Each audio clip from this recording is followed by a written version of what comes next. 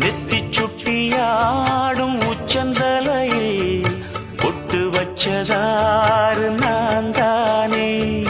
அத்தி மரப்பூவும் மற்றப்படுமா அக்கத்தோணையாறு நீதானே.